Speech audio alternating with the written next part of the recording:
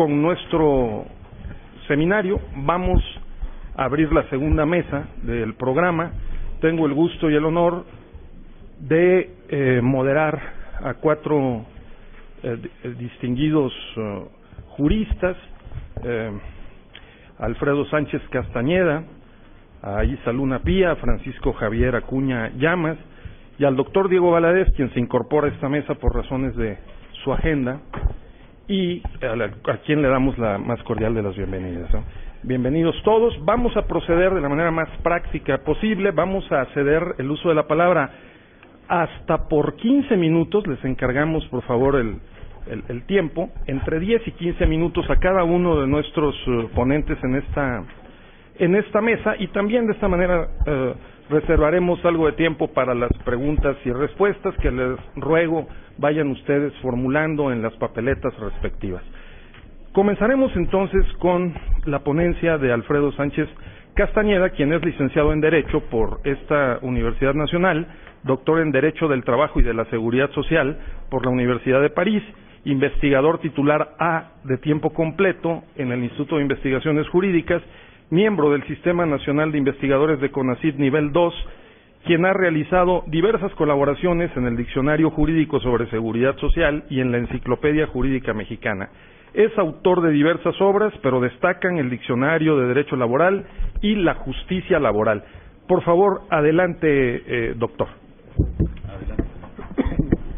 Bueno, muy buenos días a todos ustedes. En primer lugar, quiero agradecer a la doctora Isa Luna Pla por la invitación para participar en este seminario. Quiero agradecer la presencia de ustedes y no dejar de señalar que es un honor compartir esta mesa con ilustres expertos en materia de transparencia. Me toca abrir en relación a los nuevos sujetos obligados, el dilema de implementación y de vigilancia, la transparencia, y evidentemente mi tema es el relativo al derecho al trabajo, y pues yo entendí que me iba a tocar el tema sindical para desarrollar el día de hoy. Quiero decirles que yo intitulé mi intervención Transparencia y datos personales, el caso de los sindicatos. Transparencia y datos personales, el caso de los sindicatos, porque los sindicatos van a tener esta dualidad, van a tener la dualidad por un lado de ejercer o de cumplir con una obligación de transparencia, pero también hay un derecho que van a tener los sindicatos y los miembros de los sindicatos, ya sea dirigentes sindicales o ya sea trabajadores, de salvaguardar sus datos personales. ¿Qué dice la reforma constitucional? Bueno, esta obligación de información de los sindicatos que reciban o ejerzan recursos públicos. Evidentemente estamos nosotros pensando en todas aquellas entidades sindicales, sobre todo del sector público, que no exime tampoco a los del sector privado, pero sobre todo del sector público, que reciben recursos públicos de diferentes naturalezas, principalmente aquellas aportaciones que realizan algunos entes. Pensemos en Petróleos Mexicanos, que es el caso en el que yo me voy a centrar para el funcionamiento del Sindicato de Trabajadores Petroleros de la República Mexicana. Aunque también hay que señalar que esta obligación de transparencia va a tener una serie de limitantes, y esos limitantes son justamente los datos personales. Bajo esta dinámica, yo quisiera señalar algunos antecedentes. El tema no es nuevo en materia sindical, y de hecho esta incorporación en la reforma constitucional obedece a una serie de peticiones que se han presentado en el IFAI y que han dado lugar de hecho ya a una contradicción de tesis por parte de nuestro máximo tribunal. Me voy a permitir hacer una reflexión muy rápida al respecto. ¿En qué consistió la contradicción de tesis que resolvió la segunda sala? Bueno, el tercer tribunal colegiado en materia administrativa señaló que las cuotas sindicales del sindicato de Pemex se podían dar a conocer, hablando de cuotas sindicales totales, porque se estaba diciendo que no se particularizaba una información en específico, ¿sí? Por su parte, el 10º Tribunal Colegiado en materia administrativa señaló lo contrario. El 10º Tribunal Colegiado en materia administrativa señaló que no, que las cuotas sindicales constituían recursos privados, ¿no? Ante estas dos tesis divergentes, intervino la Corte para pues señalar cuál era el criterio que iba a prevalecer. Y bueno, la Corte empezó haciendo una serie de consideraciones. Por ejemplo, que el tercer tribunal colegiado no se preguntó si la información pública solo comprende los datos cuyo origen proviene de los poderes constituidos, o si también puede comprender los datos que provengan de particulares que se encuentren en posesión de los poderes públicos.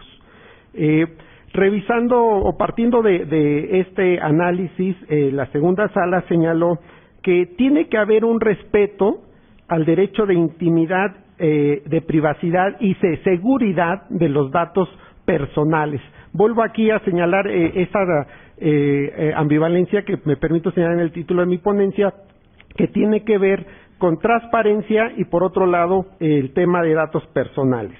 También señaló la segunda sala que las cuotas sindicales no es información pública, ¿sí?, sino simplemente el hecho de que Petróleos Mexicanos, que Pemex, recabe cuotas sindicales, lo hace en su calidad de patrón, no como una actividad de naturaleza pública que esté realizando.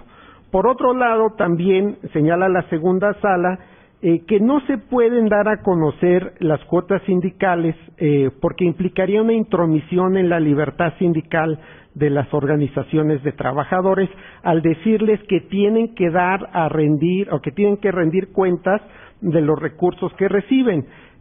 Señaló también la segunda sala que en el caso de las cuotas sindicales es un recurso privado y en ese sentido es un recurso patrimonial de las personas que en ningún momento constituye información de naturaleza pública.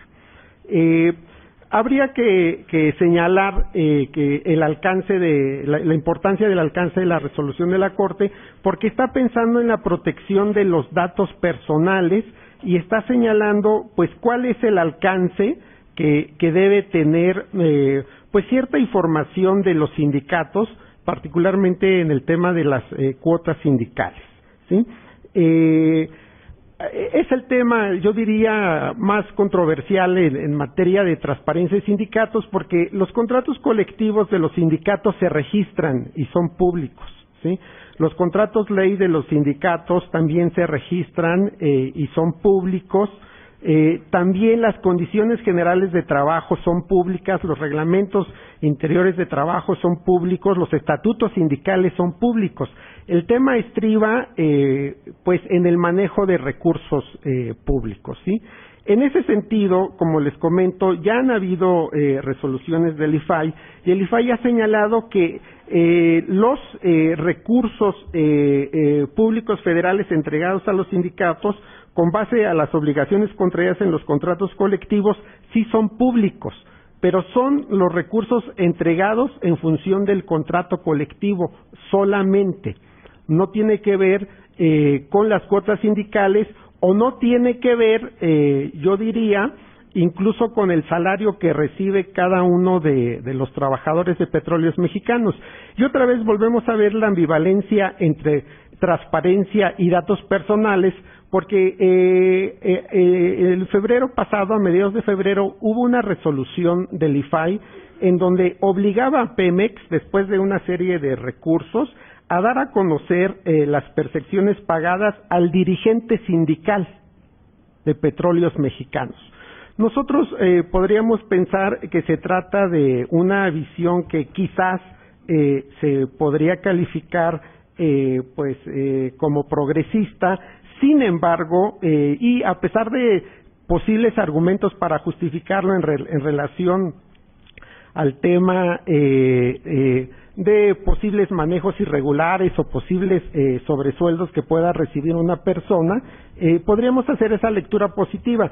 Sin embargo, si nosotros hacemos una lectura de la Ley Federal de Transparencia y Acceso a la Información Pública o Gubernamental y de la Ley Federal de Protección de Datos Personales en posesión de particulares, nos vamos a dar cuenta que los datos personales, en el caso de la Ley Federal de Transparencia y Acceso a la Información Pública Gubernamental, nos vamos a dar cuenta que los datos personales, según señala su artículo 18, requieren el consentimiento de los individuos para su difusión, distribución o comercialización.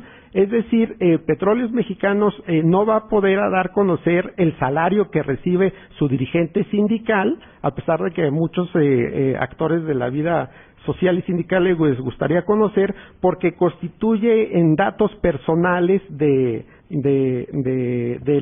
la persona a quien se le está requiriendo la información. También nosotros, si vemos la Ley Federal de Protección de Datos Personales en posesión de los particulares, el artículo 8 señala que los datos financieros o patrimoniales requieren el consentimiento expreso de su titular. En este sentido, pues la última resolución que acaba de emitir el IFAI, pues pareciera que va en contradicción con el tema relativo a la protección de datos personales. O sea, la transparencia, la rendición de cuentas, evidentemente tiene esa barrera que es la protección de los datos personales. Con esto yo quiero decir que no desconozco el tema relativo pues a un posible mal uso de las cuotas sindicales, a un posible ingreso exorbitante de un dirigente sindical que no puede ser cuestionado en cuanto sea su salario, porque lo que hizo Pemex fue dar los tabuladores generales. Lo que se tendría que preguntar el particular es si Petróleos Mexicanos le realiza un pago al dirigente sindical de Pemex, del sindicato de Pemex, en su calidad de dirigente sindical. Porque entonces ahí sí son recursos públicos que se están destinando hacia el sindicato, pero no el salario que recibe una persona, porque de hecho yo debo decirles, pues no hay ningún portal o prácticamente no existen portales, para no generalizar, de entidades públicas mexicanas que nos señalen con precisión el salario que recibe cada persona. Señalan el salario que se recibe en determinado nombramiento, pero no el salario que recibe cada persona, porque eso constituyen datos personales. Como comento, no desconozco las prácticas irregulares que se dan en algunas organizaciones sindicales, no desconozco tampoco el tema de la necesidad de proteger los derechos de los trabajadores, sabiendo qué se hace con los recursos que recibe un sindicato. Sin embargo, hay que distinguir cuando se trata de recursos privados y cuando se trata de recursos públicos, ¿sí? Y finalmente quiero señalar que el tema de transparencia sindical es un tema que desde mi punto de vista está mal ubicado y que el problema se encuentra en otro lado y la solución se encuentra en otro lado. El problema se encuentra en la falta de democracia sindical que existe en nuestro país, y la solución está en la necesidad de fortalecer el tema de la representatividad sindical. Muchísimas gracias.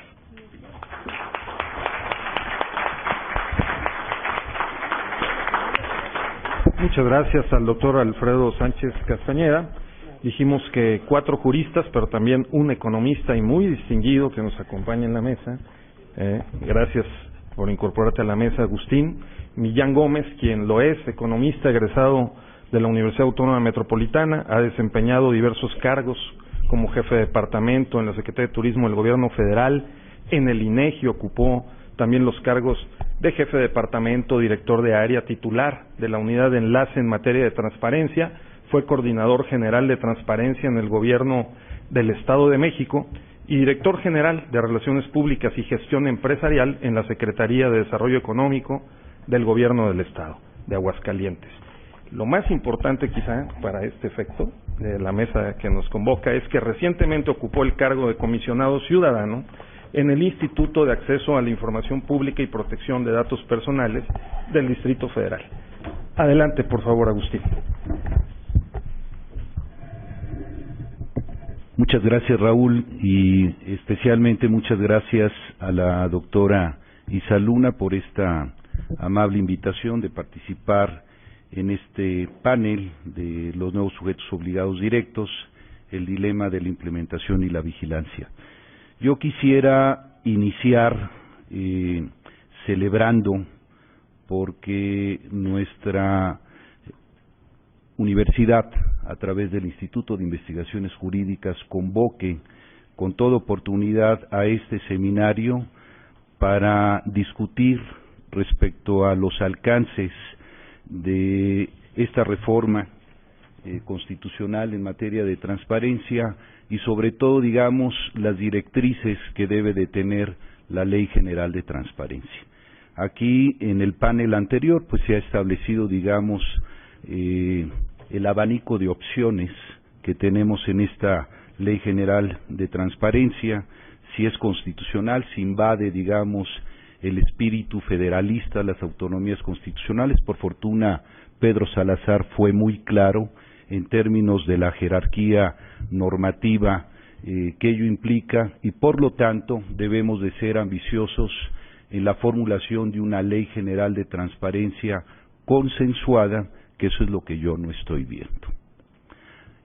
Se ha planteado aquí que el Senado de la República ya tiene una propuesta inicial de la COMAIP, yo diría una propuesta inicial de la COMAIP que no está consensuada al interior de esta importante conferencia, ni de las organizaciones de la sociedad civil, ni de las instituciones académicas.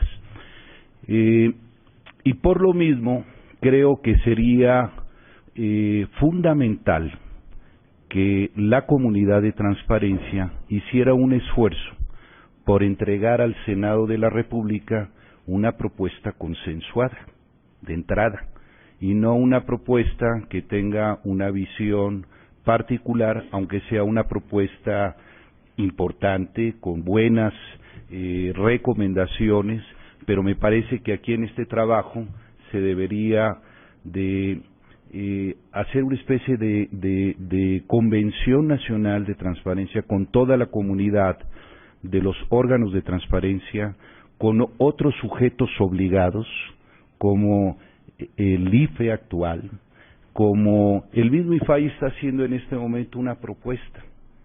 Entonces parece ser que hay una especie, perdónenme que lo diga, como de duelo de vanidades, en lugar de articularnos y de discutir los temas, de discutir cada uno de los elementos constitutivos de esta ley general, y donde no estemos de acuerdo, pues dejarlo encorchetado y dejar esa responsabilidad al Senado de la República. También me preocupa escuchar que ya las fracciones parlamentarias dentro del Senado tienen sus propias propuestas.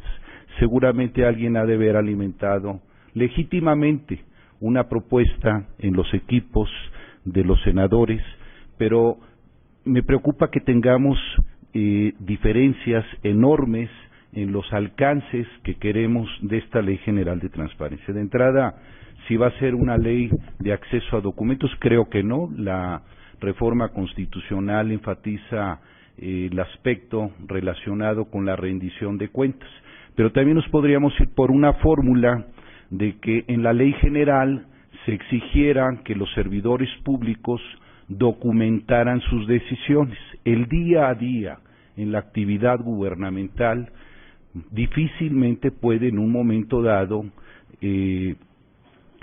llevar a que las decisiones se tuvieran que estar documentando. Las trascendentales sin lugar a duda, pero hay muchas decisiones de contingencia que implicaría también en un momento dado burocratizar el documentar las decisiones que se toman todos los días.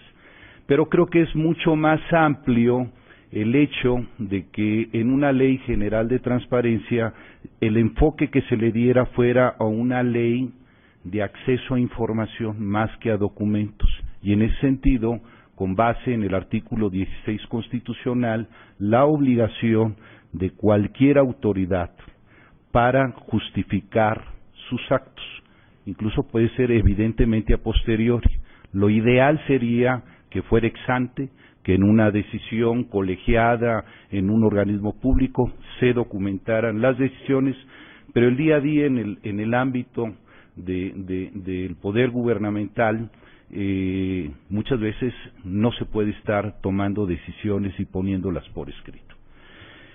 Yo, en ese sentido, pues hago un llamado para toda la comunidad de transparencia, para las organizaciones de la sociedad civil, para la Conferencia Mexicana de Acceso a la Información Pública, para el mismo IFAI, para el colectivo de la transparencia, para la red de rendición de cuentas. El Senado la próxima semana va a tener un seminario, también una semana de transparencia, donde van a debatir sobre el tema de la Ley General de Transparencia bajo la perspectiva de un gobierno abierto, pero tiene más esa lógica de recoger opiniones. A mí me gustaría, como lo planteó aquí el senador Alejandro Encinas, que hubiera un consenso en una ley general. Ojalá y no haya prisa por sacar una ley general que resulte un Frankenstein. Creo que no, pero debemos de incidir todos en esta postura de buscar un consenso, de buscar la interlocución entre quien está haciendo estos ejercicios de propuestas de Ley General de Transparencia. Entro en materia con un apunte rápido con relación a este tema relacionado con el dilema de implementación y vigilancia en los nuevos sujetos directos. Hay en este momento 18 órganos independientes del ámbito de la Federación de la Ley General de Transparencia que tienen su propia normatividad en materia de transparencia, de los que se han referido en el panel anterior, desde el IFE, el Banco de México, el INEGI, los tribunales administrativos, la Comisión Nacional de Derechos Humanos, y les vamos a incorporar a los sindicatos públicos y le vamos a incorporar a los partidos políticos que, si bien eran sujetos indirectos, ahora serán sujetos directos. Como ha dicho el doctor Sánchez Castañeda, habrá que hacer una adecuada ponderación entre el derecho humano al acceso a la información, sobre todo en estos nuevos sujetos obligados directos, y el tema de la protección de datos personales. Hoy en día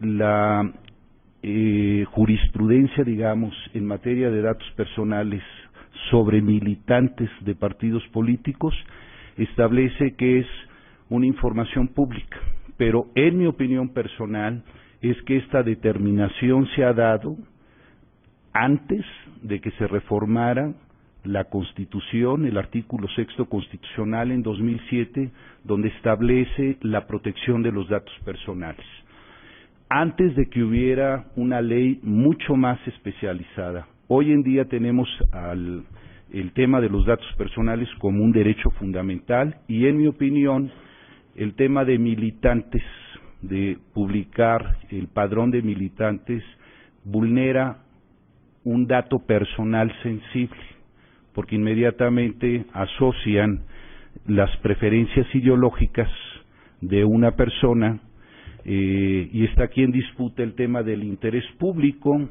contra una garantía individual, que es proteger nuestros datos personales. Yo creo que es un tema de discusión que tendrá que afinarse, revisando toda la normatividad, revisando, digamos, los alcances también que tienen las diversas reformas constitucionales muy amplias que se generaron el año pasado en términos de la reforma político-electoral, en términos de la reforma hacendaria, de la reforma educativa, donde hay la reforma energética, la reforma de telecomunicaciones.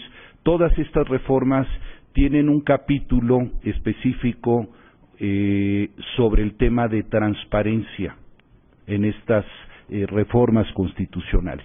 Habrá que revisarlas con mucho cuidado para evitar contradicciones en la expedición de esta Ley General de Transparencia, y por eso apuntaba el tema de los datos personales, que en lo personal creo que es importante que se pudiera hacer antes de expedir una Ley General de Transparencia, y que no nos ganen las prisas, que se pudiera hacer un estudio de impacto regulatorio para que entren en armonía todas las diversas reformas constitucionales que se han generado el año pasado y que tienen un capítulo de transparencia, y que podamos definir con toda precisión los alcances de esta ley general, y que pudiera haber una propuesta consensuada donde realmente incluso los órganos garantes de transparencia puedan tener una incidencia en su ejercicio de práctica cotidiana, que yo creo que pueden aportar mucho en ese sentido. Yo ahí me quedaría con ese primer apunte. Muchas gracias.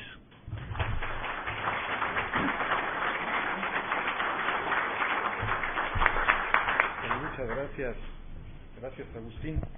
Vamos a escuchar ahora a Isa Luna, quien es doctora en Derecho de la Información de la Universidad de Occidente en Sinaloa, con maestría en Derechos Humanos por la London School of Economics and Political Science del Reino Unido. Ha sido investigadora en el programa de Comparative Media Law and Policy de la Universidad de Oxford, Reino Unido. Como sabemos, es investigadora de este Instituto de Investigaciones Jurídicas de nuestra máxima casa de estudios, en donde coordina el área de Derecho a la Información. Es miembro del Sistema Nacional de Investigadores de CONACYT Nivel 1, y sus más recientes libros son Movimiento Social del Derecho de Acceso a la Información Pública en México y Transparencia, Acceso a la Información Tributaria y Secreto Fiscal. Desde diciembre de 2013 es miembro especialista del órgano garante de Transparencia y Acceso a la Información del Instituto Federal Electoral.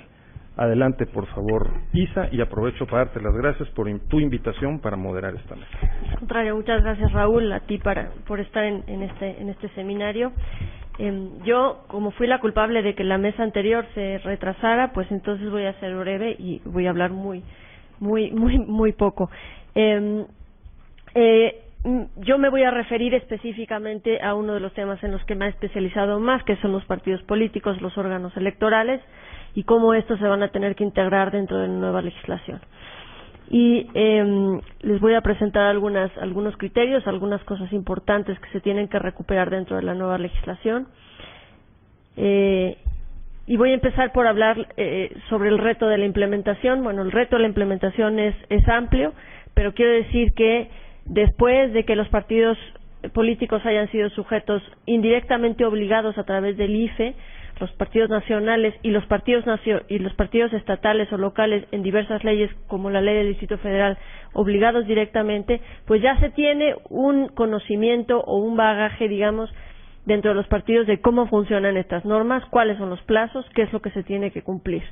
Digamos que no empezamos de cero en su implementación, porque ellos ya tienen una práctica, una marcha, ya tienen instituciones internas que, aunque no son perfectas y no son exactamente las que se exigen en esta nueva reforma constitucional, pues ya nos dan un avance de lo que puede funcionar hacia adentro de los partidos. ¿Que será un reto? Sí, será un reto, porque por lo menos a los partidos nacionales, pues quien les lleva el reloj, así como Raúl nos lleva el reloj a nosotros, pues es el IFE.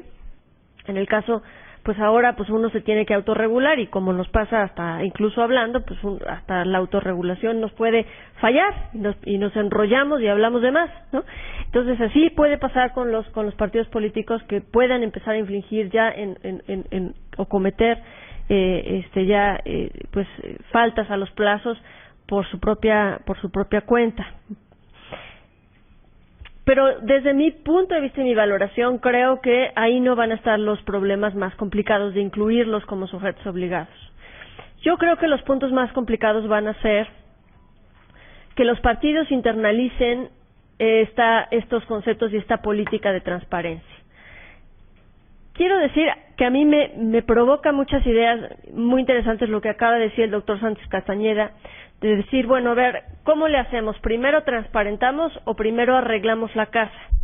Y ese ha sido uno de los debates, Memo, que está aquí, Sonora Ciudadana lo sabe muy bien, ¿no? ¿Cómo le vamos a hacer primero? Primero arreglamos toda la vida interna de las instituciones y luego empezamos a transparentar para que no salgan tantos trapitos al sol y además sea más fácil trazar las líneas de la responsabilidad y de la rendición de cuentas. Pues con los partidos políticos y con los sindicatos fuimos justo al revés. Los partidos políticos empezaron con sus normas de la transparencia y de la rendición de cuentas, con exigencias del IFE, con exigencias del Tribunal Electoral, que aquí está Francisco Javier Acuña para contarnos muy bien de cómo esas exigencias se han estado imponiendo, y después se ha empezado a reformar la vida interna de los partidos, ¿no? Son pequeñas batallas que se han logrado de exigir que se publiquen las minutas de las reuniones, las actas de las sesiones, para garantizar los derechos de aquellos que quieren ser dirigentes o militantes dentro de los partidos, que puedan lograrlo. Y eso han sido pequeñas batallas que desde el 2012 han empezado a ganar. Yo creo que una de esas, y que no debemos de dejar de poner dentro de la ley general, es la del financiamiento y la transparencia del financiamiento de los partidos políticos. Justamente el año pasado, tanto el órgano garante del IFE, al que yo en ese momento no era parte, pero ahora lo soy, como también el Tribunal Electoral del Poder Judicial de la Federación, ratificaron un criterio muy importante, que es que los partidos tienen que abrir sus facturas, transparentar todos sus gastos antes del proceso de la fiscalización del IFE. Y esto lo hizo en un análisis muy interesante, porque decía tanto el órgano garante como el Tribunal Electoral que ya son actos consumados, que no se trata de llegar a la fiscalización a un proceso de negociación en el que yo te doy 3 facturas y tú me dices si ya me pasé o no. Y si ya me pasé, pues entonces van de regreso 2, y así como las tortillas cuando uno va a comprar el kilo de tortilla, ¿no? Entonces, dicen los órganos, esto no es así, sino que son actos consumados y por lo tanto, mucho antes, independientemente del proceso de fiscalización, esas se tienen que transparentar. Yo lo propuse en un evento precisamente que me convocó el doctor Luis Javier Acuña, Francisco Javier Acuña, en días muy recientes, ahí en el Tribunal Electoral, en la sala regional. Decía, esto debe de ser ya una obligación de oficio dentro de la nueva ley general, ¿no? Es una batalla que se ganó y que se tiene que respetar, porque de ahí pues, se puede ir hacia atrás en muchos aspectos. Y la siguiente batalla que se ha ganado, yo creo que es en la vida interna de los partidos. A diferencia de lo que se ha dicho para garantizar la vida interna dentro de los sindicatos, en el caso de los partidos políticos hay una amplia de verdad cúmulo de criterios, tanto del Tribunal Electoral, que ha fomentado la vida interna, la vida democrática de los partidos internamente, como también el IFE lo ha hecho. Y creo que esa labor no debe de perderse de vista. Se han implementado, se ha promovido que los partidos actúen conforme a los derechos humanos, se ha promovido que los partidos respeten los derechos de sus propios militantes y garanticen los derechos de sus militantes a ser votados también. Y todas esas normas hacen que, al final de cuentas, la transparencia sea mucho más eficaz cuando se les pregunta cómo tomaron esa decisión hacia el interior de un partido. Esa es una de las luchas que todavía se tienen que dar y que debería de estar plasmada concretamente así en una ley general para promover esa tendencia hacia adelante. Y después, el tema que menciona Agustín, me gustaría un poco reaccionar a lo que él menciona, el tema de la apertura de los padrones de militantes. Este es un tema que se incluyó dentro del COFIPE en una reforma del 2007 y después los criterios incluidos también en una reforma del 2008 y en la reforma del 2011. En el reglamento interno del IFE se estableció que la publicidad de los padrones de los militantes es importante en virtud de que podamos conocer si efectivamente esos partidos políticos cuentan con esos militantes. Y aquí otra vez, con este mismo esquema se ha jugado. A partir de que se crea ese criterio o esa norma, los partidos empezaron a arreglar su casa, es decir, a formar los padrones, a borrar a las personas que estaban repetidas, acomodarlos alfabéticamente, y esto ha sido una labor muy, muy amplia que ha tardado por lo menos un par de años para que esto se logre. Hoy ya esos padrones están acomodados, ya se pueden acceder, ya si haces una solicitud de información puedes acceder a esos padrones y los datos personales que están ahí incluidos están actualizados gracias a esta obligación. El criterio tanto del órgano garante del IFE como del Tribunal Electoral derivan del 2008 o datan más bien del 2008, donde ya existían estas normas de protección de datos personales. Lo que yo sugiero que hay que considerar actualmente es si ese criterio sigue vigente. Ha cumplido un propósito muy importante, ¿no? El propósito de ordenar, de transparentarlo. Ahora se puede hablar más bien de cómo vamos a hacer que no se vulneren los datos personales a costa de esa transparencia. Ese es un nuevo criterio de balance que se tiene que adoptar. Se pueden usar muchas fórmulas, por ejemplo, la CNDH utiliza fórmulas de poner claves, ¿no? El A1, A2, A3, A4 es del PRI, son del PRI y pertenecen a tal distrito. Quien tiene la relación sobre el A1 y el nombre personal, que es Isa Luna en tal distrito, entonces esa es la autoridad. Y la autoridad es la que verifica que esos padrones efectivamente estén actualizados, en fin. Hay muchas cosas que se pueden hacer, pero yo creo que los propósitos que se lograron en el anterior fueron bastante nobles y los resultados fueron bastante palpables.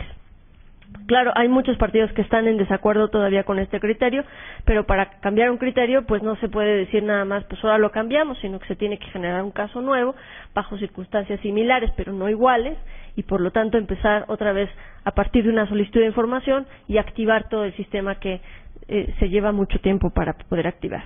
Y por último, y con esto concluyo, tenemos que revisar que tanto en la Ley General se incluya también un propósito muy importante que cumple la transparencia de los partidos políticos, que es garantizar la pureza y la legalidad de las elecciones y de los procesos electorales.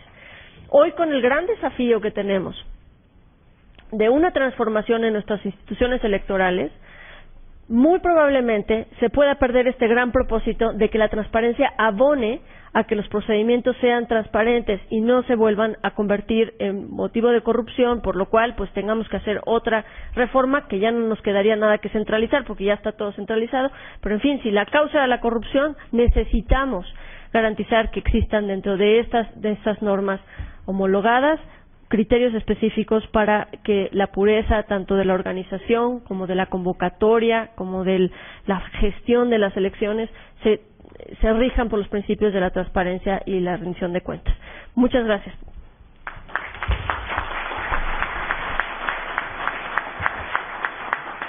Muchas gracias a la doctora Isa Luna por sus interesantes comentarios. Vamos a escuchar ahora a Francisco Javier Acuña, quien es licenciado en Derecho por la Facultad de Ciencias Jurídicas de la Universidad Regiomontana y doctor en Ciencias Políticas y Sociología por la Universidad Complutense de Madrid. Es catedrático de la División de Posgrado en Derecho de la Universidad Nacional Autónoma de México, desempeñó el cargo de Director General de Enlace y Transparencia del Tribunal Electoral del Poder Judicial de la Federación. Posteriormente fue nombrado Coordinador de Información, Documentación y Transparencia dentro del mismo tribunal, que es el cargo que ocupa ahora. Es además articulista del periódico Excelsior. Muy bienvenido y adelante, por favor, Francisco.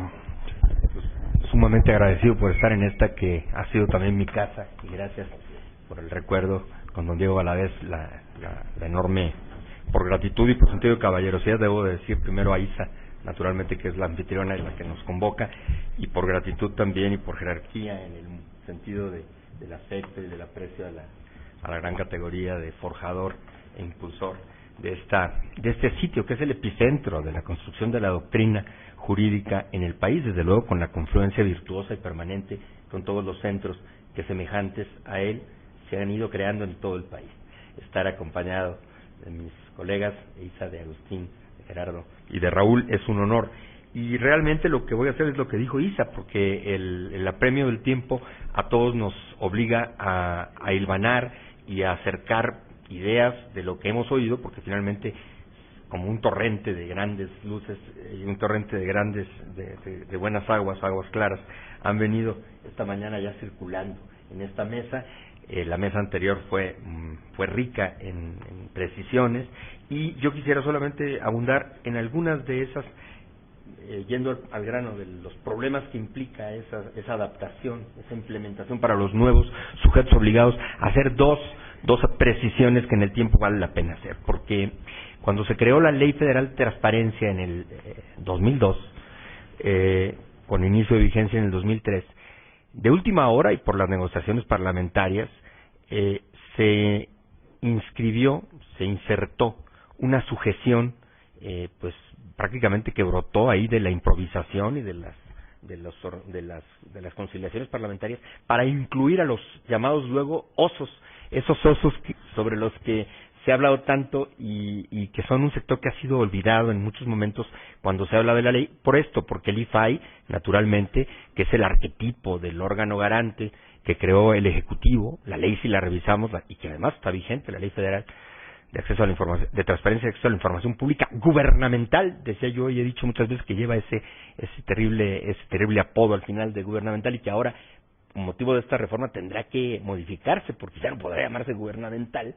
Estaba imaginada para el Ejecutivo desde aquella visión clásica, esa visión tricotómica del Estado entendido con sus tres órganos troncales, el Ejecutivo, el Legislativo y el Judicial, sin los cuales, dicen los teóricos, sin alguno de ellos no podría haber Estado.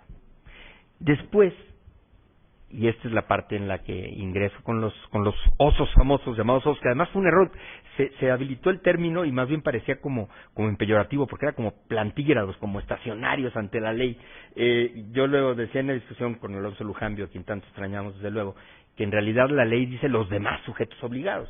Desde luego en un planteamiento, pues que no deja de ser de una otredad así como muy, aquellos que no soy yo, es decir, porque en la ley en 2 artículos, en el 61 y en el 62, dedicaba una sujeción general, unas condiciones de homologación para los otros sujetos obligados, para que se ciñeran siguiendo el modelo que el Ejecutivo había recibido por encargo del legislador en la Ley Federal de Transparencia, que digo yo, sigue vigente. Entonces, en estos momentos, la transformación que la reforma constitucional, que ya se ha explicado aquí en todas sus bondades, con todas sus grandes alcances y beneficios, más allá de las críticas que se hayan hecho y que se han hecho, porque es humano y qué bueno, pues parte de una democracia deliberativa que se hagan, las defensas que hemos escuchado y sobre todo el reconocimiento al valor de la participación. Desde ese momento, y Isa es testigo porque fue la integrante más joven del Grupo Oaxaca en el 2002, pero de ahí para acá, en la reforma del 2007, la reforma constitucional del 2007, en donde se tuvo el pudor y el cuidado, fíjense, y por eso lo menciono, de no tocar en ese momento la posibilidad de convertir al IFAI en un órgano constitucional autónomo con categoría de órgano garante transversal de todo el ámbito federal, y por una razón concretamente, y la menciono aquí, y nada menos con un exministro de la Corte, un ministro como don Diego, pues por ese temor siempre particular a imaginar tan solo la sujeción de la Suprema Corte a un órgano constitucional autónomo que pudiera llegar a poder conocer algunos de sus procesos. Lo decía muy bien el senador Encinas y yo aprovecho la oportunidad para enfatizarlo. Se ha creado la idea que la Corte quedó exenta radicalmente según la reforma vigente y sobre la que la ley general de la que hemos estado hablando, y Agustín ya ha seguido en consecuencia abundando.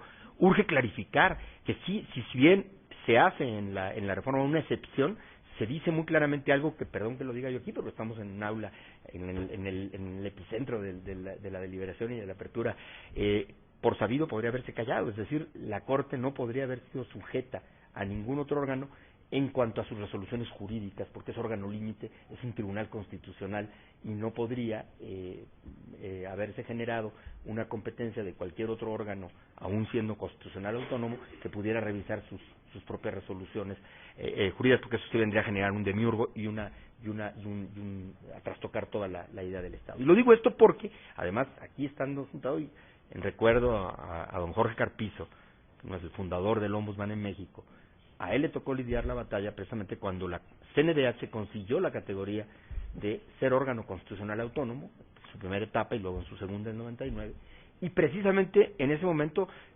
señalar que la Constitución, en el caso de la CNDH, sí inmuniza a la Corte, y no solamente a la Corte, al Poder Judicial Federal en su conjunto, de conocer de cualquier tipo de procedimiento revisor por parte del Ombudsman Nacional, de cualquier procedimiento, no solo digo ya de la Corte, sino del Poder Judicial en su conjunto, federal en su conjunto, cosa que los Ombudsman locales sí pueden hacer respecto de los órganos judiciales locales y los tribunales locales. Entonces, por esta razón hago estos matices.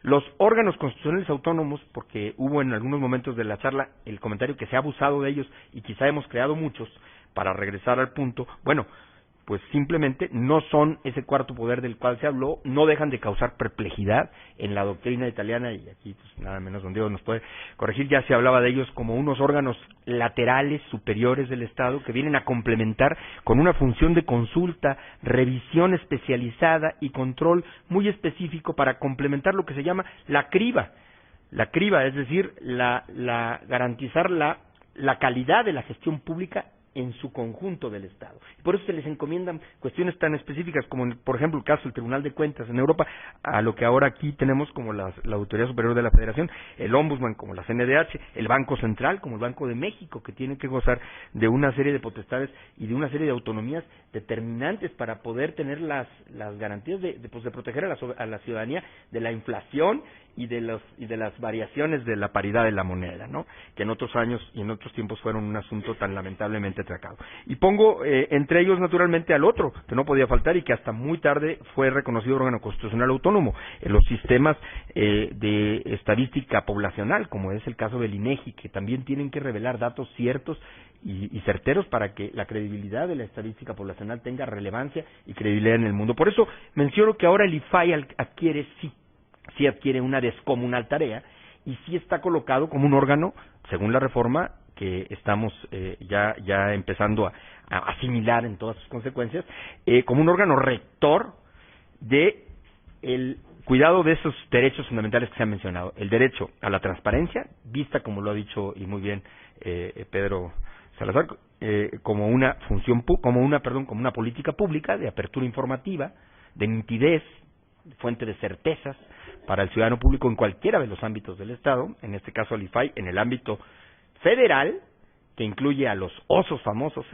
otros sujetos obligados, y además que incluye a estos dos nuevos sujetos obligados de los que ya hablaba Gerardo, que era a los sindicatos, que son el mundo en el cual, el submundo, para decirlo así, un espectro en el cual este tema ha entrado o ha llegado mucho más tarde, pero que urge poner en día, y los partidos políticos que, como ya decía Isaluna Pla, gracias al trabajo del IFE y también al trabajo del Tribunal Electoral del Poder Judicial de la Federación, se ha venido puliendo de las resoluciones del Tribunal Electoral del Poder Judicial de la Federación, y gracias a un trabajo sostenido en el IFE, se ha venido logrando paso a paso romper aquel mito de la vida interna de los partidos políticos como un campo o un punto inexpugnable en el que no podría entrar autoridad alguna. Hay precedentes maravillosos, el caso Zárate y otros tantos que hablan de todo un potencial que ahí está. ¿Cuáles son las problemáticas? Una vez de aclarar esto, pues me quedo desde luego con los de la otra mesa, en cuanto que a lo mejor sí son muchos los nuevos órganos constitucionales autónomos creados, pero ese no es el punto al que a mí me toca en esta ponencia, sino tan solo poner en defensa que en dos puntos era determinante entender que el nuevo IFAI tendrá que, y esto ya en abono, uniéndome a los planteamientos de Agustín sobre todo, en mucho, estas propuestas que muy respetablemente desde luego han formulado la COMAIP y que han también o están formulando el propio IFAI, al parecer con un grupo de muy reconocidos especialistas de la materia, de activistas, las fundaciones, los colectivos por la transparencia, el México Infórmate, la red por la rendición de cuentas, que han venido a hacer germinar la asimilación de este derecho y que están siendo tomados en cuenta como no podría ser de otra manera, y que el IFAI agregará, según se dice, pronto estos insumos para mejorar. El problema está en el tiempo ahí sobre la discusión que se daba en la mesa pasada. A mí no nos tocó aquí hablar, ellos sí, en la mesa pasada nuestros colegas pusieron por delante la prioridad del nombramiento de los comisionados, dadas las circunstancias. Eso es quizá indiscutible, pero no puede dejar de reconocerse que la prioridad enorme es la calidad de la Ley General de Transparencia y, por supuesto, no olvidar que las encomiendas que hace el constituyente revisor de 2013, llamo 2014 porque fue hasta cuando se promulgó la propia reforma, encomienda otras dos leyes. La ley de archivos, una ley general de archivos, cuando apenas hace 2 años se había logrado ya por fin una ley federal de archivos, que también tenía incorporado una gama de problemas importantes para hacer valer el federalismo en sus términos más coordinados, y por supuesto esta ley de protección de datos personales, una ley general de protección de datos personales. Me sumo por supuesto a la propuesta que hacía el senador Encinas, a que, aunque lo dice el transitorio, mientras que esto ocurre, el IFAI quedará al pendiente, quedará en cargo, porque es el que tiene la estructura, la infraestructura y los medios, para continuar en esta lucha, que también es un campo nuevo, el de garantizar la autodeterminación informativa en el ámbito de los particulares. Entre el Estado y el mercado, lo han dicho acá en la mesa pasada, es más amenazante en la degradación y en el maltrato sistemático de los datos personales de la población. Me sumo con esto, pues, a decir que la problemática que nos angustia, y en mi caso, como investigador, soy funcionario del Tribunal Electoral, es que, para acabar, en el caso del Tribunal Electoral no se hace exención determinada por parte de la reforma, no se alude, no siembra dudas muy grandes, lo menciono aquí. ¿Qué va a pasar? Porque también es un órgano límite en su materia, es un tribunal constitucional especializado en materia electoral.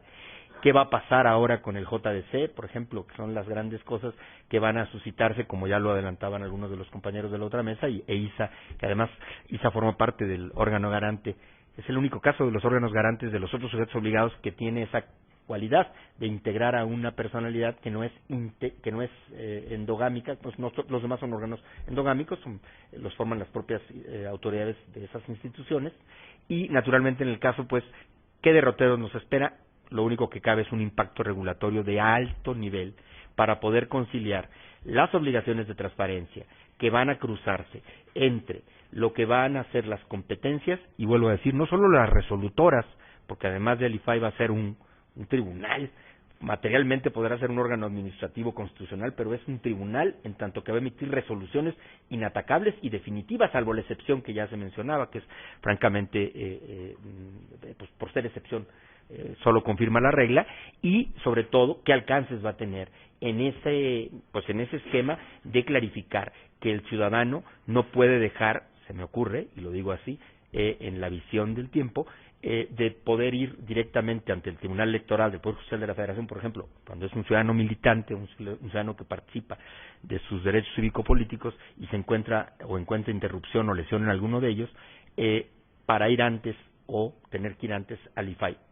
Se siembran muchas dudas, por eso se pide, se suplica a los amigos que están aquí además y que integran estas organizaciones de la sociedad civil, y a los académicos y a los demás senadores sensibles y legisladores en general que se han sumado a hacer de esta causa un leitmotiv, que nos ayuden a clarificar para que no vaya a haber conflictos de leyes en el espacio, conflictos competenciales, materiales y espaciales en el tema, cuando esa ley general que esperamos todos cobre vigor y haga que todos los nuevos sujetos obligados del IFAI respondan estandarizando su servicio público de cara a la ciudadanía, garantizando pues apertura informativa y la autodeterminación informativa, que es decir, la tutela efectiva de los datos personales, sea en posesión del sector público y en el del sector privado. Muchas gracias.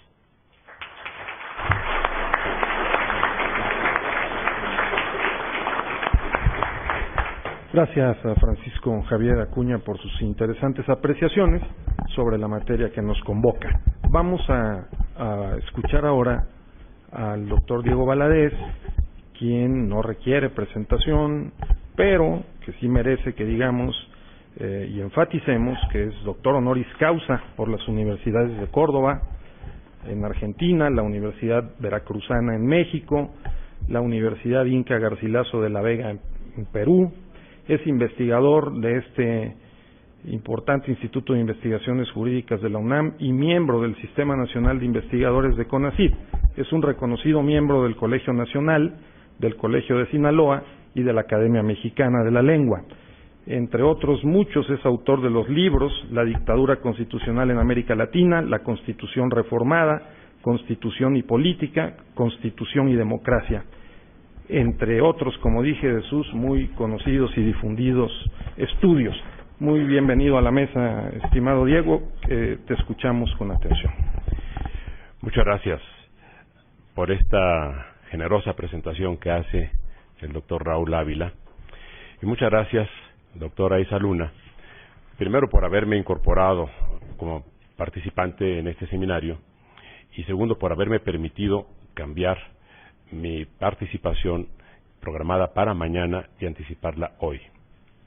Quiero además felicitarla muy efusivamente por la iniciativa y la idea de organizar este seminario, y por el elenco de participantes, tanto entre el público cuanto en las mesas que están presentes. Yo, como decía, mañana no estaré, y por lo mismo, también al término de mi intervención y de esta mesa me tendré que retirar. Suelo participar en los seminarios siempre completos. Creo que cuando uno interviene en un seminario, no solamente va a decir lo que cree saber, sino también a escuchar lo que otros participantes aportan, y yo me he enriquecido considerablemente con lo que aquí he escuchado en las mesas anteriores y en esta. No me quedará la siguiente. Lamento en este caso practicar el postulado foxista de hablas y te vas. En este caso no me dijeron así, pero más bien lo hacemos al revés, decimos hablo y me voy. No será el caso en esta ocasión, pero no por decisión, sino por imperativo circunstancial. El tema que nos convoca es uno de los más sugerentes que podemos abordar en el ámbito de nuestras instituciones públicas. Hay que tener en cuenta aquí solamente una cosa. La transparencia forma parte del derecho más amplio a la información. Y hemos ido construyendo el sistema de transparencia en el país como si fuera una parte, como si estuviéramos invirtiendo las cosas, como si la transparencia fuera todo y la información pudiera irse desplazando a un segundo nivel. ¿Por qué lo digo? Porque, como se ha señalado por parte de varios de los presentes y más recientemente por el doctor Acuña, han prevalecido los conceptos de Estado sobre cualquier otro criterio con relación a la generación de información y al acceso a la información. Y resulta que en medio, entre el generador de información y el informado, va quedando un agente que es el que informa y que no tenemos mínimamente regulado en el país y ni siquiera observado. Me refiero a los medios de comunicación. Podría pensarse que es otro tema, pero sí, efectivamente, siendo otro tema, forma parte del derecho a la información, tiene implicaciones directísimas en cuanto al acceso a la información pública o a la transparencia. Voy a esto. Hemos previsto en nuestro sistema constitucional que el acceso a la información pública ya se ha ampliado, y eso es lo importante justamente de esta mesa. Sin duda, se trata de un avance considerable. Hay solamente un pero en la construcción del artículo 6. Fíjense ustedes, el apartado A del artículo 6 dice: para el ejercicio del derecho de acceso a la información, la Federación, los Estados y el Distrito Federal se ajustarán a los siguientes principios. E inmediatamente en la fracción primera dice que toda la información en posesión de la autoridad, entidad, órgano, etcétera, de la Federación, del Poder Ejecutivo, dice de los poderes ejecutivo, legislativo y judicial, de los órganos autónomos y demás. Y ahí ya los estados y los municipios desaparecieron. ¿Qué significa esto? Que, por ejemplo, decía el doctor Sejudo, y muy bien señalado, que ahora los órganos del poder están obligados a documentar sus decisiones, cosa que no ocurría todavía con el régimen anterior. ¿Pero quiénes? Pues solamente aquellos a los que se refiere la fracción primera, los federales, no los estatales, no los municipales. ¿Y qué nos está quedando con esto? Miren, en Europa se acuñó el concepto de construir una Europa de dos tiempos, y se consideraba que una era la muy rápida y otra la muy lenta. En la muy rápida, pues ya se sabe, Alemania, Francia, ya medio Italia y España, y la lenta, pues era Portugal, Grecia, etcétera. En México lo que estamos generando no es una institucionalidad de dos tiempos, sino de dos épocas, de una época histórica y de una época prehistórica. Estamos en la época histórica aquí, pero si salimos de aquí, entramos en la prehistoria. De alguna manera combinan el patrimonio arqueológico con el patrimonio prehistórico en los estados. Y allí esto que estamos discutiendo no aplica. Ese es el caso. ¿Tiene la obligación de documentar sus decisiones un gobernador? No, conforme a la Constitución. Y ninguna otra autoridad. Y entonces nos encontramos también con una paradoja. Se abordó en la mesa anterior. Se habla de bloque de constitucionalidad.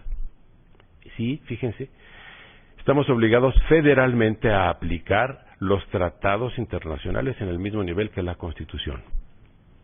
Lo peculiar es que los estados no están obligados a aplicar la Constitución en los mismos términos que su Constitución local. Tienen que hacer sus adecuaciones propias, con una contradicción. En materia de tratados solo interviene el Senado. Entonces, una decisión del Senado es equivalente a la de todo el poder revisor de la Constitución. En cambio, en la aprobación de las reformas constitucionales, intervienen los congresos locales, pero no quedan vinculados por ese solo hecho, sino que se reservan el derecho de después regular de la manera que mejor entiendan lo que se aprobó en el ámbito federal. Ese es un disparate en el orden jurídico de gran magnitud y que, repito, nos tiene a un país en dos niveles temporales, no de velocidad, sino de concepción en cuanto al ejercicio del poder. Y voy a otro tema que trataré muy rápidamente, que es el que enuncié.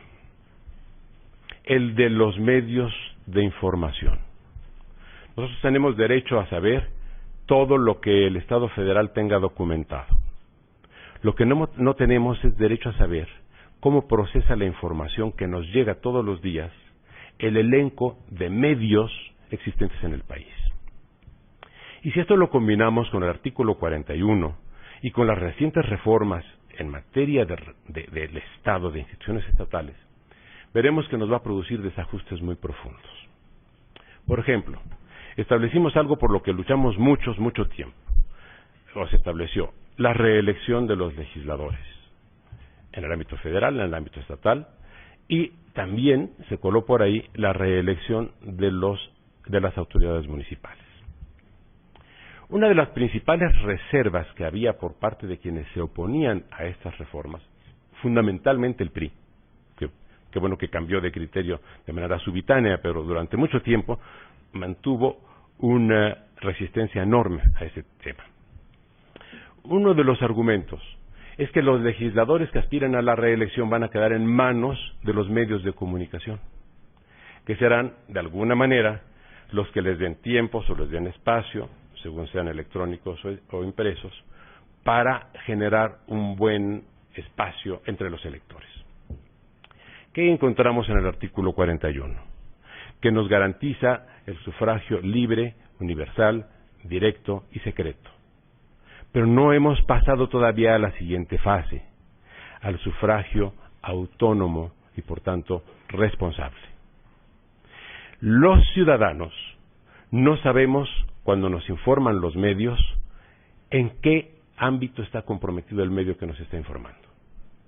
No pasa esto en otras democracias, donde se tiene que saber cómo está la composición del capital de los medios de información, y donde además los medios de información se decantan en cada proceso electoral por un partido o una candidatura, de suerte que los electores siempre saben filtrar y saben ver o escuchar o leer al respectivo medio, sabiendo cuál es el nivel de compromiso o la orientación de ese medio. ¿Qué se ha hecho en algunas democracias? Pues miren, en Estados Unidos existe el órgano llamado FAIR, de equitativo, digamos. En el Reino Unido, el de Media Lens, o sea, la lente sobre los medios. Son órganos de la sociedad que analizan a los medios de información para determinar cuál es el nivel de veracidad de sus informaciones y para calibrar además cómo las están distribuyendo. En este instituto, Julio Telles, con el ingeniero Leopoldo Vega, los dos, hicieron un observatorio electoral que ha tenido mucho éxito en México y que incluso ha sido invitado para que haga lo mismo con relación a procesos electorales extranjeros. Bueno, nos falta un observatorio de medios en México.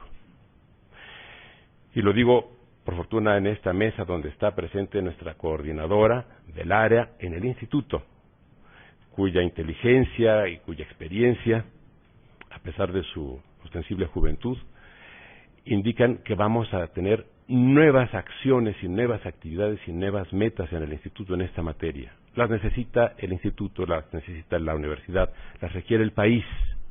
Necesitamos saber cómo vamos a ejercer nuestro derecho como ciudadanos, conociendo cómo se genera no la información del poder hacia los medios, sino de los medios hacia los sujetos informados que somos nosotros. Eso lo hemos descuidado, porque hemos tenido en mente solo este viejo, digamos, prejuicio de que el único poder existente es el del Estado.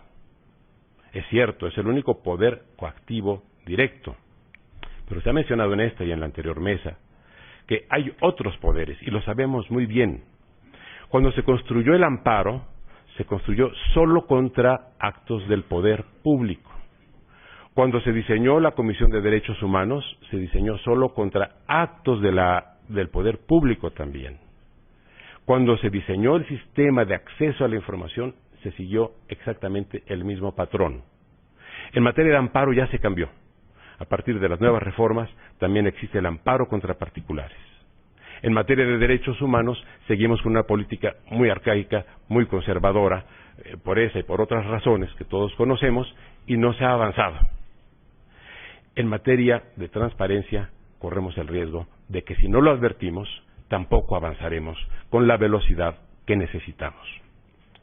Y en eso de velocidad y en eso de épocas históricas, habrá que pensar en que ampliemos, por tanto, el concepto de transparencia y de información, y de que incorporemos el criterio del bloque de constitucionalidad en el país, para que en los estados nos siga prevaleciendo el criterio territorial prehistórico de los caciques que mantienen muy limitado el acceso a la información, así como muchas expresiones de las libertades públicas. Muchas gracias.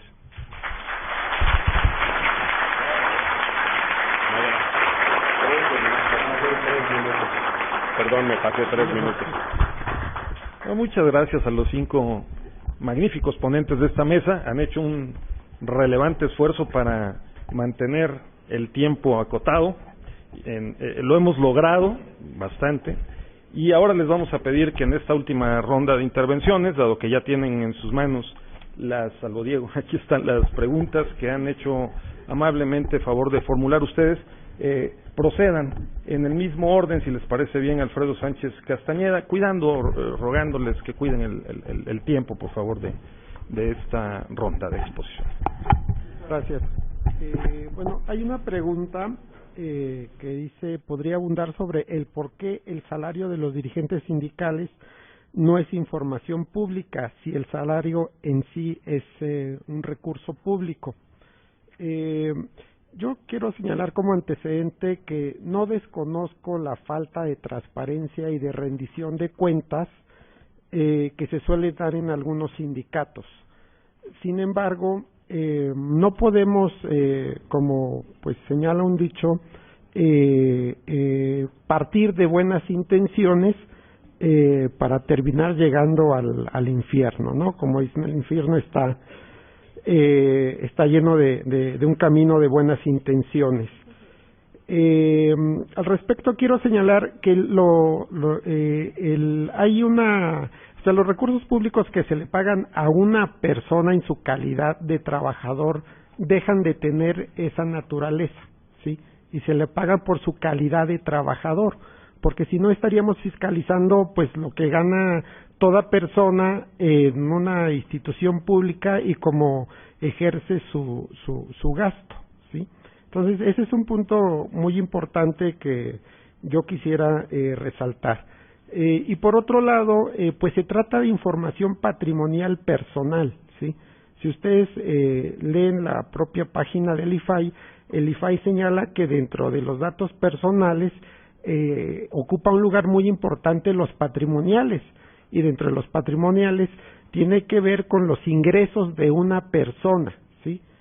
Ahora, quiero señalar, lo que contestó Petróleos Mexicanos es que lo que se le da al sindicato se le da a través del contrato colectivo de trabajo y no se le da directamente al dirigente sindical. Es decir, si lo hubiera, evidentemente, si Petróleos Mexicanos le paga un determinado monto, que yo no pensaría en calificarlo como salario, al dirigente sindical, sí tendría que darlo a conocer, porque se lo está pagando al dirigente del sindicato en su calidad de dirigente, pero esto no sucede. Evidentemente se hace a través del contrato colectivo de trabajo y se hace así porque así le conviene al sindicato, porque así le conviene distribuir pues el dinero que le proporciona Pemex de la manera más adecuada, y eso hace que pues de que existan montos exorbitantes. Por ejemplo, para negociar el contrato colectivo de trabajo, el sindicato cuenta con un monto de 20 millones de pesos, ¿no? Y evidentemente el dirigente sindical, como parte de los recursos que ya son del sindicato, decide qué es lo que se va a hacer con ese dinero, ¿no? Pero lo que les comento es que no podemos partir de buenas intenciones y llegar al infierno, porque en la reforma laboral de noviembre de 2012 hubo una modificación relativo a la rendición de cuentas dentro de los sindicatos, que ya estaba en la legislación, pero se hicieron algunas adecuaciones, ¿no? Entonces, estas adecuaciones fue establecer un mecanismo de rendición y un mecanismo para presentar inconformidades. Pero bueno, es una buena intención que puede minar la libertad sindical. ¿Por qué? Porque ahora la autoridad le está diciendo a los sindicatos cómo deben rendir cuentas, ¿sí? Y no solamente eso, también la autoridad le está dando la posibilidad a las juntas de conciliación que les diga a los sindicatos, no, tu sindicato no tiene un buen mecanismo de rendición de cuentas, ¿sí? Así que no te voy a registrar tus estatutos sindicales, luego entonces dejas de existir como sindicato. La reforma también establece que en caso de inconformidad del trabajador, en cuanto a cómo se están manejando los recursos sindicales, pues se podrá presentar algún tipo de procedimiento en las juntas de conciliación y arbitraje. Entonces aquí la pregunta es, ¿qué van a hacer las juntas? Le van a decir al sindicato, oye, sí, tiene razón el trabajador, gastas mucho dinero en cultura y deberías de gastar más dinero en deportes, ¿no? Otra vez vemos un posible mecanismo de intromisión en la vida sindical de los trabajadores. Y bueno, por último, si bien es cierto que se establece este derecho de los trabajadores para solicitar información a la directiva sobre la administración del patrimonio sindical, no se establecen mecanismos para proteger a ese trabajador que requiere información de dicha naturaleza, ¿no? Lo que evidentemente lo expone pues a ser expulsado de la organización sindical. Muchas gracias. Muy rápidamente, ¿hasta dónde se puede exigir a una organización de la sociedad civil transparencia en el ejercicio de la ejecución de sus proyectos de coinversión, cuando confluyen recursos públicos, privados, incluso fondos nacionales e internacionales? Pues yo digo que evidentemente aquí hay una obligación per se de cualquier organismo de la sociedad civil, y sobre todo que en un proyecto de coinversión debe de transparentar los recursos públicos. Me recuerda esto un diputado, presidente de un partido en el Distrito Federal, cuando iniciaba la ley de transparencia, decía, oiga, comisionado, está muy bien esto de transparentar el origen de los recursos públicos, pero transparentar el gasto, cómo ejercemos, ya me parece un exceso. Entonces, en este caso, me parece que es una cuestión de principios, de ética, de congruencia de las organizaciones de la sociedad civil cuando tienen proyectos de coinversión, transparentar la ejecución, el origen y la ejecución de los recursos. Me preguntan también con relación o cuestionan que algunos representantes de la COMAIP hayan presentado una iniciativa de ley general y que no haya sido consensuada al interior. ¿Qué fines se persiguen? Yo creo que responden más a la lógica de la premura que se advierte de sacar una ley general.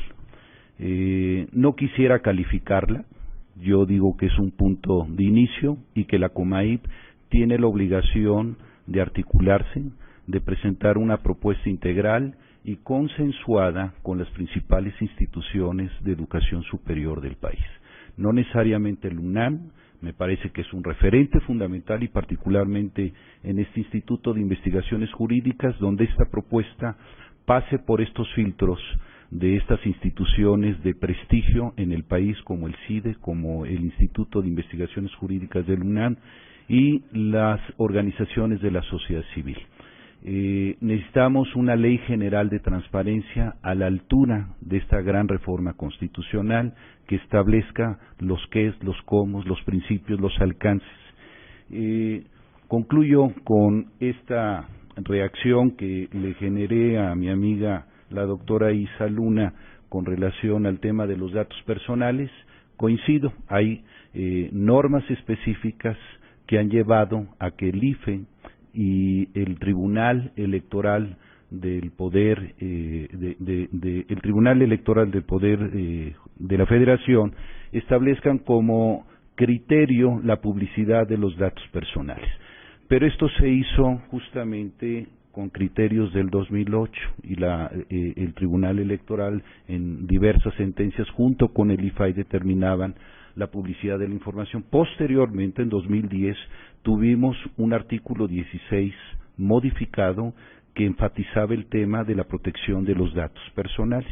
Hoy ha salido el SAT a publicitar la lista de deudores, ya no solo de quién se le condena créditos fiscales, que ahí me parece que si es un acto de autoridad ya habrá que dar luz a esas decisiones, quiénes son los beneficiarios de algo que constitucionalmente tienen la obligación de contribuir, pero exhibir el padrón de deudores a lo mejor por una cuestión coyuntural, una situación económica coyuntural, porque no encuentran su domicilio, me parece en lo personal ahí sí que hay un exceso y hay una vulneración a un derecho fundamental.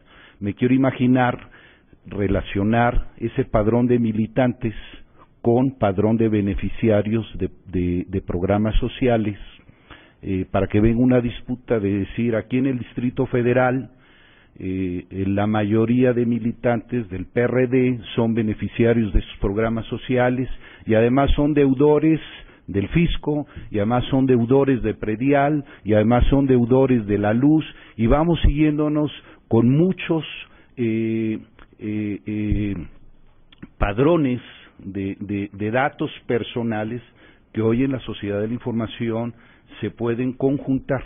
Entonces, debemos de manejarlo a la luz, yo digo, de la reforma al artículo 16 constitucional y volver a replantearnos. O sea, creo que es un criterio que se tiene que revisar y en ese sentido era mi opinión de que pues son temas de que debemos de discutir en esta nueva Ley General de Transparencia, asimismo en los criterios, en la jurisprudencia que se ha construido alrededor del tema de los datos personales.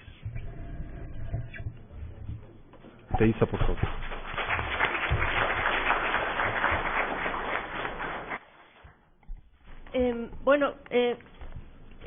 Sobre la pregunta que me hacen sobre si este tema de los pagos, la nómina y los datos personales, por supuesto que ya está muy rebasado en muchos de los estados y también en la Federación, pero a nivel federal y a nivel muy seguramente del Ejecutivo y de muchos otros sujetos obligados directos tradicionalmente, pero no lo es así a nivel de los nuevos sujetos obligados, que es la discusión de esta mesa. Es decir, no está tan rebasado, no está claro, y tampoco está claro si deben de ser abiertos o no. Y no es así porque necesitamos, para poder establecer este balance entre el principio de la publicidad a estos nuevos sujetos obligados, necesitamos la legislación de ese artículo que solamente enunciativamente se menciona en la Constitución pues que se protegerán los datos personales, pero no tenemos mayor profundidad. Yo lo que sugiero, por supuesto, es reglamentar efectivamente esa protección de los datos personales y entonces sí poder equilibrar o balancear el principio de publicidad con la protección de los datos personales en los nuevos sujetos obligados en esta nueva ley bajo esas nuevas circunstancias. Eso es lo que se propone. Muchas gracias.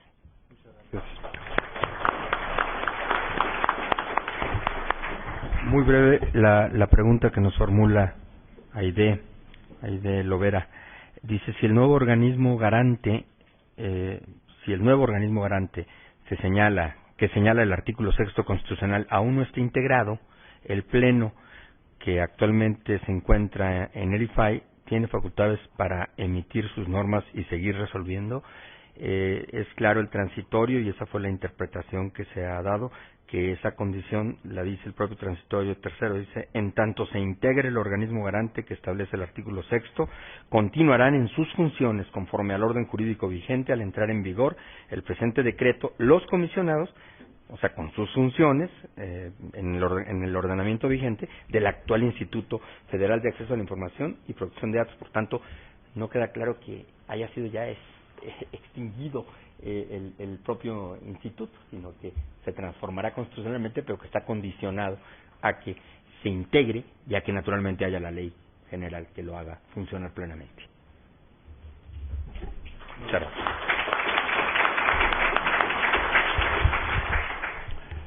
Muchas gracias, doctor Ávila. Es una sola pregunta. Le agradezco a Susana Zavala que me pregunte qué se hace o qué procede a hacer con relación a los funcionarios públicos que extraen los archivos o que se llevan al término de sus funciones sus propios archivos.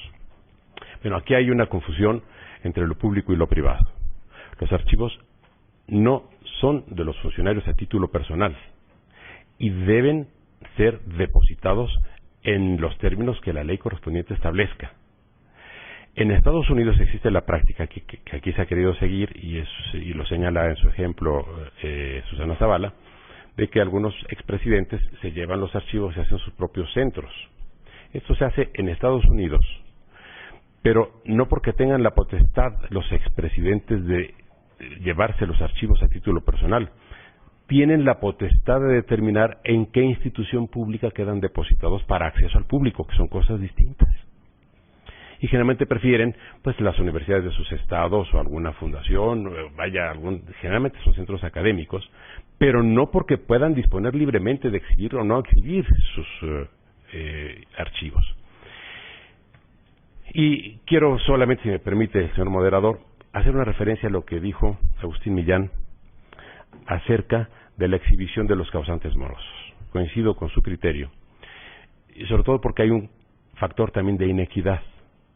Si se da a conocer la lista de los causantes morosos, debía también publicarse qué tanto pagaron los que sí cumplieron y a quienes se les hicieron exenciones o consideraciones peculiares, que la ley permite que haga el presidente de la República y el secretario de Hacienda.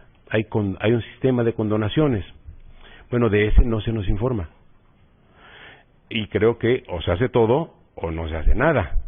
Pero también necesitamos saber no solo quiénes son los causantes que no cumplen, que por cierto, podría decirse que es una información en poder del Estado que podría el Estado estar obligado a darnos, digamos que ese podría ser el argumento, pero lo que también necesitamos saber es cómo cumplen los que dicen cumplir. Y eso es lo que todavía no sabemos. Muchas gracias.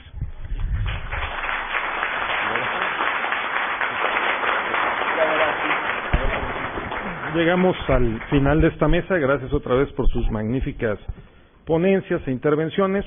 Concluiría apuntando que si los nuevos y antiguos sujetos obligados se autorregularan como nuestros ponentes con el cumplimiento del tiempo, haríamos una nueva historia. Muchas gracias.